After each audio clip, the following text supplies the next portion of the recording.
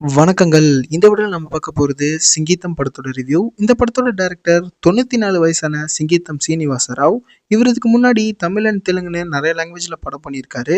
குறிப்பா சொல்லணும்னா தமிழ்ல மைக்கேல் மதன காமராஜன், அபூர்வ சகோதரர்கள், மும்பை எக்ஸ்பிரஸ், மகளிர் மட்டும்னு, காதலா காதலா இது மாதிரி நெறைய டைம்லெஸ் கிளாசிக்கான படங்கள்லாம் பண்ணியிருக்காரு. ஸோ இப்ப இவரு இந்த வயசுல ஒரு படம் எடுக்கிறாருன்னோனே எனக்கு இந்த படத்து மேல ஒரு நல்ல கியூரியாசிட்டி வந்துருச்சு. ஸோ இந்த படம் ஜூன் 11 தெலுங்குல ரிலீஸ் ஆச்சு. பட் எங்க ஊர்ல ஒரு ஷோ கூட ஓடல. சரின்னு வெயிட் பண்ணேன். ஜூலை 26 தமிழ்ல இந்த படம் ரிலீஸ் பண்ணாங்க. சரி ஓகே இப்ப போய் பார்த்துரலான்னு இந்த படம் ரிலீஸ் ஆன அன்னைக்கு காலையிலேயே போய் தியேட்டர்ல நின்னுட்டேன். எங்க ஊர்ல இந்த படம் ஓடுனது ஒரே ஷோ ஒரே தியேட்டர்ல. அதுக்கு போயிருந்த ஒரே ஆள் நான் ஒருத்தன் தான். அதனால அந்த ஷோ அவங்க போட முடியாதுன்னு சொல்லிட்டாங்க. நான் ஓரமா நின்னு 1 மணி நேரம் பார்த்துட்டு ரிட்டர்ன் வந்துட்டேன். சரி ஓகே. வேற எப்பயாச்சும் ஷோ போடுவாங்க. வேற எப்பயாச்சும் போய் பார்க்கலான்னு பார்த்தா, அதுக்கப்புறம் இந்த படத்த போடவே இல்ல. அன்னைக்கு எடுத்ததோட சரி. அதுக்கப்புறம் கொஞ்ச நாள் வெயிட் பண்ணி பார்த்தா, Netflixல இப்ப இந்த படத்த ரிலீஸே பண்ணிட்டாங்க டிஜிட்டலா. ஸோ இப்ப டைரக்டர் சிங்கீதம் சீனிவாச ராவ் எடுத்திருக்கிற சிங்கீதம் படம் எப்படி இருக்குன்னு இப்ப பார்க்கலாம்.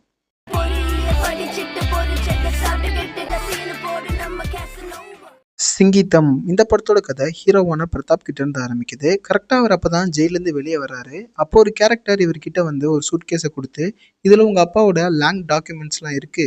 அதெல்லாம் போய் வித்து நீ காசாக்கிக்கோ அப்படின்னு சொல்றாரு. சரின்னு சொல்லிட்டு இவர் இதெல்லாம் விற்கிறதுக்காக அந்த லேண்டை பார்க்கறதுக்கு போறாரு. போய் பார்த்தா அந்த வில்லேஜே ஒரு மாதிரி டிஃப்ரெண்டா இருக்கு. அந்த ஊர்லயே ஒரே ஒரு மரம் தான் இருக்கு. வேற ஒரு சின்ன செடி கூட இல்ல. இதெல்லாம் பார்த்துட்டு ஹீரோ அப்படியே அந்த ஊர சுத்தி பார்க்குறாரு. அப்பதான் தெரியுது அங்க கோல்ட் மைனிங் பிசினஸ் தான் நடந்துகிட்டு இருக்குன்ட்டு. சரி அப்ப நமக்கு நெறைய காசு கிடைக்க போகுது அப்படின்னு சொல்லிட்டு ஹீரோ நெனைக்கிறாரு. பட் அங்க கோல்டு எல்லாமே தீர்ந்து போயிருச்சு. எதுவுமே கிடைக்கிறதில்ல. மைன்லாம் க்ளோஸ் பண்ண போறோம். வேற ஆளுக்கு விற்க போறோம்ன்னு அந்த மைனிங்க நடத்திக்கிட்டு இருந்த ஒரு அப்பாவும் அவரோட பொண்ணும் சொல்றாங்க. எல்லா இடத்துலயும் நாங்க இந்த ஊர்ல தோண்டி பார்த்துட்டோம். இன்னும் மிச்சம் இருக்கிறது அந்த மரம் இருக்கிற இடம் மட்டும் தான் அப்படின்னு ஹீரோ கிட்ட சொல்றாங்க. ஸோ ஹீரோ ஒரு பிளான் பண்ணி அந்த மரத்த எப்படியோ வெட்ட வச்சுடுறாரு. அதுக்கப்புறமா இந்த ஊருக்கு ஒரு சின்ன சாபம் கிடைக்குது. அது என்ன சாபம்? அதுக்கப்புறம் என்ன ஆச்சு அந்த ஊருக்கு? ஏன் அந்த ஊர்ல ஒரு செடி கூட இல்ல? அந்த ஒரே ஒரு மரம் மட்டும் தான் இருக்கு அப்படிங்கிறதெல்லாம் நீங்க தெரிஞ்சுக்கணும்னா Netflixல இப்ப இந்த படம் அவைலபிளா இருக்கு. நீங்க போய் பார்க்கலாம். ஆக்சுவலி இது ஒரு ரொம்ப டிபிக்கலான கதை தான். பட் இது இவங்க பிரசன்ட் பண்ண விதம் தான் இந்த படத்த ரொம்பவே யூனிக்கா ஒரு எக்ஸ்பெரிமெண்டல் ஃபிலிமா ரொம்ப புதுசா காட்டுது. இப்பவே சொல்றேன் உங்களுக்கு இந்த யூனிக்கான அட்டம்ப்ட்ஸ் டிஃப்ரெண்டான எக்ஸ்பெரிமெண்டல் ஃபிலிம்ஸ்லாம் பிடிக்கும்னா இப்பவே நீங்க போய் இந்த படத்தை ட்ரை பண்ணலாம். இதுக்கப்புறம் இந்த ரிவ்யூல சின்ன சின்ன ஸ்பாய்லர் இருக்கலாம். ஸோ கொஞ்சம் பார்த்துக்கோங்க. ஸோ இந்த படத்தோட முக்கியமான பாசிட்டிவ் பாயிண்ட்னு பார்த்தா அது musical way of storytelling தான்.